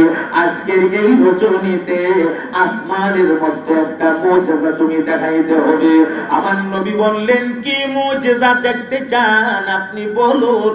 এমন সময় আবু জাহাল ডাক দিয়া কয়, ওই যে আসমানের চন্দ্রটা দেখা যায়, এই চন্দ্রটারে যদি মাঝখান দিয়ে তুমি দুইটা খণ্ড করে দিতে পারো, ওই আমি ধরে নেব তুমি একজন নবী বা তুমি আখিরি জমানার নবী। ধরে নিব, কথার সাইজ দেব, ধরে নিব, এক কথার মধ্যে বাছাই। আচ্ছা বলেন তো, আসমানের চন্দ্রকে লাভ দিয়ে ধরা যা না, খুঁটা দিয়ে গোতা যা ফালানি যা না, এটা তো কঠিন এক কথা। আমার ভাই, যদিও আবু জাহাল এটাকে কঠিন মনে করতেছে, কিন্তু আল্লাহর নবীর মাধ্যমে, ইমামুল মুরসালিনের মাধ্যমে এমন একটা অলৌকিক ঘটনা প্রকাশ করে দেওয়া, এটা আমার আল্লাহর জন্য কোনো কঠিন বিষয় না। আমার মুহতারাম বন্ধু গো, আবু জাহাল কথা বলার সঙ্গে সঙ্গে আমার নবী এইভাবে শাহাদত আঙ্গুলটারে রেডি করেছে। আল্লাহর নবী শাহাদত আঙ্গুলটারে রেডি কইরা হাতটারে পেছন দিকে নিয়া আসমানের যে চন্দ্রটা, এই চাঁদের মাঝ বরাবর আমার নবী আঙ্গুলটারে সোজা করে ধরছে। মাঝ বরাবর আঙ্গুলটা এইভাবে সোজা করে ধইরা আঙ্গুলটা আস্তে আস্তে সামনের দিকে আনে, আর মালিকের ডাক দিয়া গো, প্রভু গো, আমি নবীর আঙ্গুলের ইশারায় আসমানের চাঁদটারে তুমি দুই খণ্ড বানায়া দাও। আমার নবীর আঙ্গুলটা পেছন দিক থেকে সামনের দিকে আসতে দেরি হয়েছে। মক্কার জমিন থেকে লক্ষ লক্ষ মাইল দূরে ওই যে চন্দ্র, চন্দ্রটা দুইটা ভাগ হইয়া মক্কার সবচাইতে বড় পাহাড় জাবালে আবু কুবাইসের দুই দিকে দুইটা খণ্ড সরে যেতে দেরি হয় না। আল্লাহু আকবার বলেন চিৎকার। দুই ভাগ হয়ে গেছে। কপাল পোড়া আবু জাহাল, কিসমত হিদায়ত নাই। খাতামাল্লাহু আলা কুলুবিহিম ওয়া আলা সামইহিম ওয়া আলা আবসারিহিম গিশাওয়া। আল্লাহ কলবে মোহর মাইরা রাখছে গো, আল্লাহ কানে চোখে পর্দা মাইরা রাখছে, দেখাও যেন দেখে না। কথা কয় না, কথা কয় না। ঠিক। ওয়ালাকাদ যারানা লিজাহান্নাম কাসীরাম মিনাল জিন্নি ওয়াল ইনস লাহুম কুলুবুন লা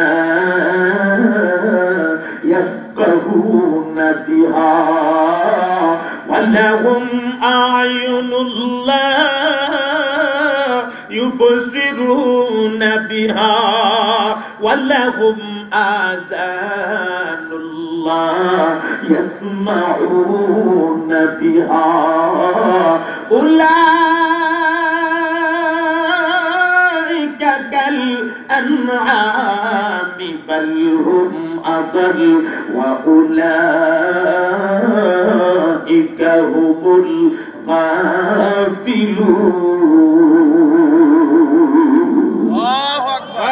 বুঝেও বুঝে না, শুনেও শুনে না, দেখেও দেখে না। আল্লাহ এগুলি যে মানুষ না, এগুলি যেন চতুষ্প জানোয়ারের মতো, যেন এর চাইতে আরো নিকৃষ্ট। সে অনেক কথা, এদিকে যাওয়ার টাইম নাই, কথা রয়েছে সামনে। আমার ভাই, সূরাতুর রহমানের আগের সূরার নাম সূরাতুল কমার। সেখানে আমার নবীর চন্দ্র দ্বিখণ্ডিত হওয়ার মুজিজা সংক্ষেপে আপনাদেরকে শোনাইলাম। আমরা কি আমার নবীর চন্দ্র দ্বিখণ্ডিত হওয়ার এই মুজিজারে বিশ্বাস করি? করে। কথা বলেন, বিশ্বাস করি। এই ঘটনাটার সাক্ষী দিয়েছিল গো হিন্দুস্তানের একটা মানুষ। কে? হিন্দুস্তানের একটা মানুষ। তবে কে সে? তাফসীরে কবিরের ভেতরে তার তথ্য দেওয়া আছে। আল্লাহু আকবার, এভাবে লেখা আছে, কাদ শাহাদা রাজুলুম মিনাল হিন্দ, কাদ শাহাদা রাজুলুম মিনাল হিন্দ ইসমুহু ফুলরাজ। আল্লাহু আকবার বলে। আমার নবীর চন্দ্র দ্বিখণ্ডিত হওয়ার ঘটনাকে সাক্ষী দিয়েছিল একটা ব্যক্তি যার বাড়ি হিন্দুস্তানে, আর এই লোকটার নাম হচ্ছে ফুলরাজ। লোকটার নাম কি? ফুলরাজ।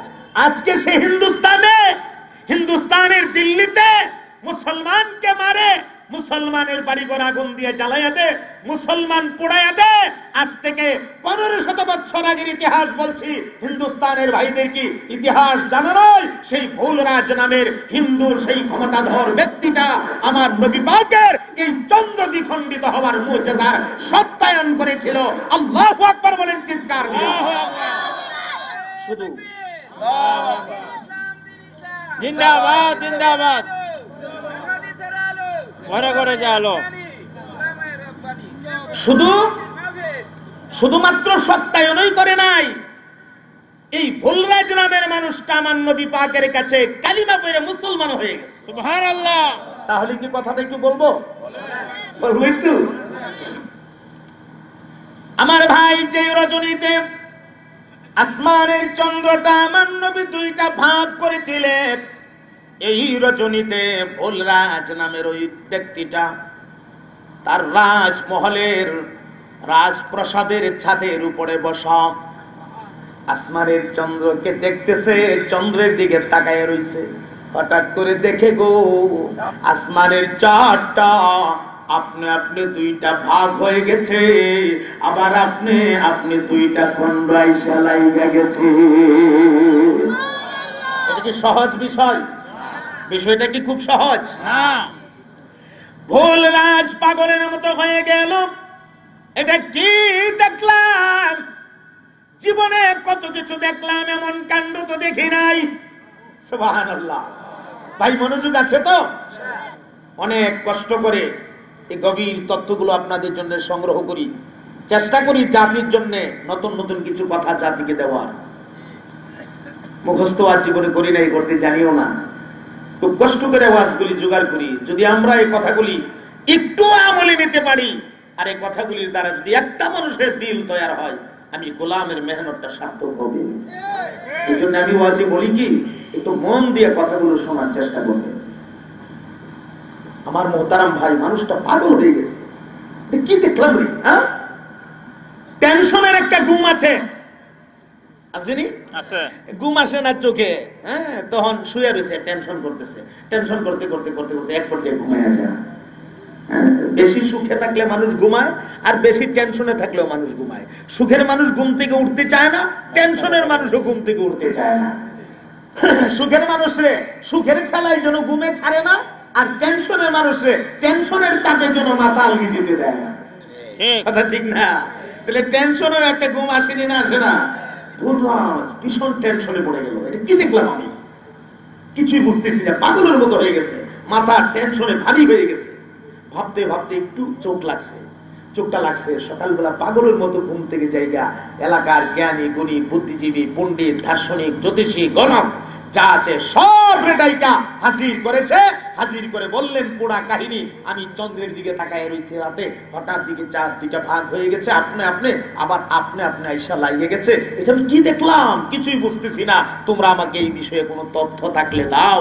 একজন পণ্ডিত ডাক দিয়া কয়, জনাব, যে ঘটনাটা আপনি দেখেছেন এটাকে আপনি স্বপ্ন যুগে দেখেছেন? ভোলরাজ ডাক দিয়া কয়, না, স্বপ্ন না, আমি দুইটা চোখ দিয়া বাস্তবে দেখেছি। সুবহানাল্লাহ। আমার মুহতারাম বন্ধু, হিন্দুদের একজন পণ্ডিত, ওই পণ্ডিত মানুষটা তারা বলেন, জাহাপনা, আপনার এই ঘটনা সম্পর্কে আমাদের ঋগ্বেদের ভেতরে একটা তত্ত্ব দেওয়া আছে। আমি ঋগ্বেদটাকে ভালো করে পড়াশোনা করেছি। একটা তথ্য সেখানে দেওয়া আছে। বলে কি তথ্য দেওয়া আছে? হিন্দু পণ্ডিত লোকটা ডাক দিয়ে কয়, আমাদের ঋগ্বেদের ভেতরে লেখা আছে আখিরি জমানায় একজন নবী হবে গো,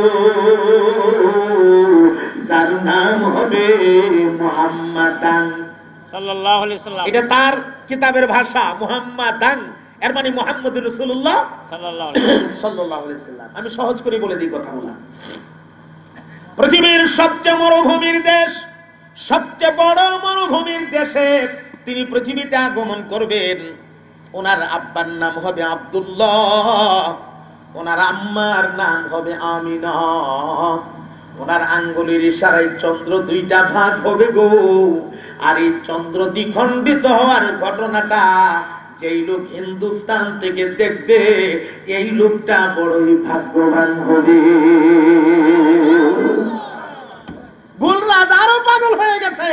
কষ্টিরে এই তথ্য ঋগ্বেদে দেওয়া আছে, আর যে দেখবে সে ভাগ্যবান হবে। তাহলে তো সে ভাগ্যবান ব্যক্তিটা আমি। আল্লাহু আকবার বলেন না? এই ভাগ্যবান ব্যক্তিটা আমি। এখন ভুলরাজ পাগলের মতো হয়ে গেছে। ওই লোকটা কে গো, কে গো এই লোক, যেই লোকের আঙ্গুলের ইশারায় লক্ষ লক্ষ মাইল দূরের চন্দ্র দুইটা ভাগ হয়ে যাবে। এই লোক আমি দেখতে হবে, এই লোক আমি দেখতে হবে, এই লোকের সঙ্গে আমি সাক্ষাৎ করতে হবে। তখন এই ভুলরাজ নামক হিন্দু মানুষটা আমার নবীর পাগল হইয়া হিন্দুস্তান থেকে আরব নগরী মক্কার পথে রওনা হয়ে গেছে। এটা সাধারণ কথা নয় গো। তখনকার সময়ে হিন্দুস্তান থেকে আরব নগরী মক্কাতে যাওয়া এটা চারটিখানি ব্যাপার না, বিষয়টা বড়ই কঠিন। কথা কয় না? খুব সহজ না খুব কঠিন? এই সফর যেন ওনার জিন্দেগীর কঠিন সফর। উনি ভাবছেন এই সফরই যেন জীবনের শেষ সফর। এই সফরে আমি কামিয়াব হতে পারবো কিনা জানি না। এ মুসলমান, রওনা হয়ে গেছে মক্কাতুল মুকাররমার দিকে অনেক কষ্ট করে মক্কাতুল মুকাররমাতে পৌঁছে গেলেন। আল্লাহু আকবার। অনেক কথা সার কথাগুলো জানিয়ে দিই। মক্কা নগরীতে পৌঁছা তিনি আমার নবী সম্পর্কে সংবাদ জানতে চাইলে মানুষেরা মক্কার কিছু বেঈমানেরা আমার নবী সম্পর্কে তথ্য দিয়ে দিল। ওরে ভাই ফুলরাজ, অযথা তুমি কষ্ট করে হিন্দুস্তান থেকে এই পর্যন্ত আসছো, যার নামে তুমি আসছো তিনি তো মাত্র একজন পাগল, তিনি তো একজন জাদুঘর। ওনার কাছে গিয়া কোনো লাভ নাই। ওনার পাগলামির কারণে আর ওনার জাদুর কারণে আমরা আমাদের দেশে ওনারে রাখি নাই, আমরা ওনারে ইয়াসরিবে পাঠাইয়া দিছি। ইয়াসরিব হচ্ছে মদিনাতুল মুনাওয়ারার আগের নাম। আমার নবী হিজরত করে যাওয়ার পরে ইয়াসরিব আর ইয়াসরিব রইল না, এই ইয়াসরিব মদিনাতুল মুনাওয়ারা হয়ে গেছে।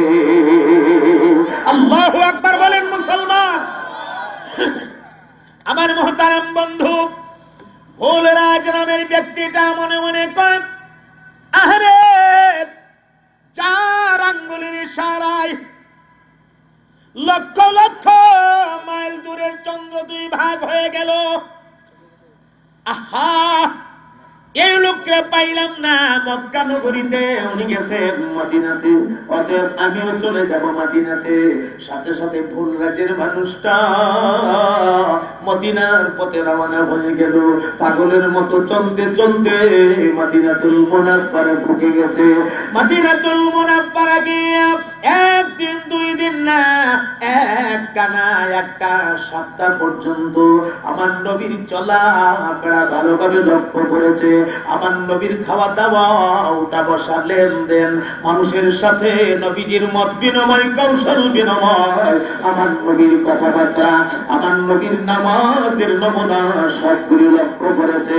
আমার নবী যখন রাত্র গভীর হয়ে যাইত, রাতের 3 ভাগের 2 ভাগ বিদায় হয়ে গেলে রাতের একটা অংশ যখন মাত্র বাকি আছে, যেই টাইমটারে নজুলের রহমতের সময় বলা হয়, আমার নবী সালাতুত তাহাজ্জুদে দাঁড়ায় যাইতো গো, আর নামাজে দাঁড়াইয়া নবী আমার তেলাওয়াত করতেছে। নামাজের ভেতরে দাঁড়াইয়া আল্লাহর হাবিব সূরাতুর রহমানের তেলাওয়াত শুরু করেছে। সুবহানাল্লাহ বলেন। মনোযোগ আছে, মনোযোগ আছে। 2-1 মিনিটে ফিনিশিং দিতেছি, একটু কান লাগান। আমার নবী নামাজ পড়ে। কোন নামাজ? তাহাজ্জুদ। কথা বলে কোন নামাজ?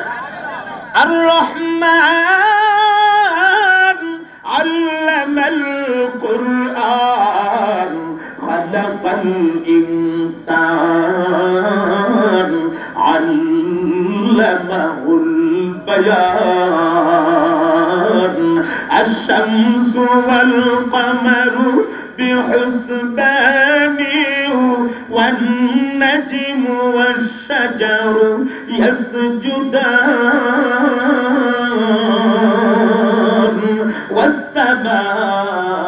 والسماء رفعها ووضع الميزان ألا تطغوا في الميزان وأقيموا الوزن بالقسط ولا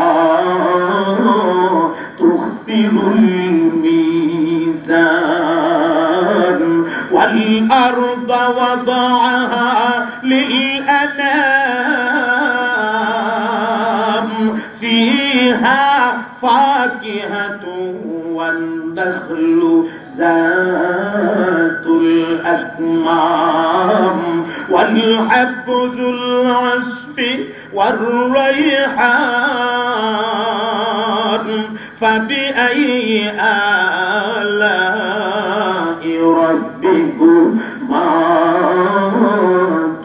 تكذبان ইমানের আওয়াজে আল্লাহর সানা বয়ান করে দিন গো ভাই, একসাথে বলে দিন সুবহানাল্লাহ।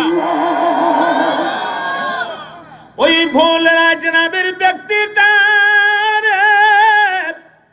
কান লাগায় লাগাইয়া আমার নবীর তেলাওয়াত শুনে সালাতুত তাহাজ্জুদটা শেষ হয়ে গেলে সপ্তম দিনের মাথায় আমার নবীজির সামনে গিয়া লোকটা দাঁড়াইয়া রাসূল আরবির চেহারা আনোয়ারের দিকে তাকাইয়া দুইটা চোখের পানি ছাইরা দিয়া দিয়া কান্দে ডাক দিয়ে গো নবীজি গো, মক্কার মানুষগুলি আপনারে পাগল কয়, মক্কার মানুষগুলি আপনারে জাদুঘর কয়, না না না আমাকে আপনি চিনবেন না গো নবীজি, কারণ আমার বাড়ি এই মক্কা মদিনাতে না, আমার বাড়ি হচ্ছে হিন্দুস্তানে। আপনি যেদিন আবু জাহেলের কথায় আপনার আঙ্গুলির ইশারায় আসমানের চন্দ্রটারে দুইটা ভাগ করেছিলেন, আমি তখন আমার রাজপ্রাসাদের ছাদের উপরে বসা ছিলাম। পুরা ঘটনাটা আমার নিজের চোখ দিয়ে আমি দেখছি, আমি পাগল হয়ে গেছি। উনি কেমন নবী গো, সেই নবীর আঙ্গুলের ইশারায় লক্ষ লক্ষ মাইল দূরে চন্দ্র দুই ভাগ হয়ে গেল। আমি পাগলের মতো মক্কার পথে রওনা হয়ে গেলাম। মক্কা নগরীতে ঢুকে আপনার সম্পর্কে ভালো কোন রিপোর্ট পাইলাম না, তবে ইয়া রাসূলুল্লাহ মদিনাতুল মুনাওয়ারায় এসে একটা সপ্তাহ পর্যন্ত আপনার সব কাজ আমি দেখেছি, আপনার ইবাদতের নমুনা আমি দেখেছি। রাতের গভীরে যখন আপনি তাহাজ্জুদে দাঁড়ায় যাইতেন আর আল্লাহর কালাম যখন আপনি তেলাওয়াত শুরু করে দিতেন, আমি তখন কান লাগাইয়া আপনার তেলাওয়াত গুলির আমি শুনতে থাকতাম। আমার ইয়াকিন হয়ে গেছে গো নবীজি আপনি খাতামুন নবীন, অতএব আমি কথা দিলাম এই মুহূর্তে আমি কালিমা পড়ব, এই মুহূর্তে আমি মুসলমান হয়ে যাব। সাথে সাথে ওই গোল রাজ নামের ব্যক্তিটা আমার নবী পাকের হাতে ধইরা কালিমা পড়ে মুসলমান হয়ে গেছে। এজন্য তাফসীরে আসছে কদ শাহাদা রাজুলুম মিনাল হিন্দ ইসমুহু ভুলরাজ। আমার মুহতারাম বন্ধু, এতক্ষণ পর্যন্ত আমরা সূরাতুর রহমানের আগের সূরা সূরাতুল কামার, এই দুইটা সূরার মুনাসাবা, দুইটা সূরার যোগসূত্র নিয়ে কথা শুনলাম। মুনাসাবা বাইনা সূরাতাইন, সূরার ভিতরে কথা বলার মতো সময় আর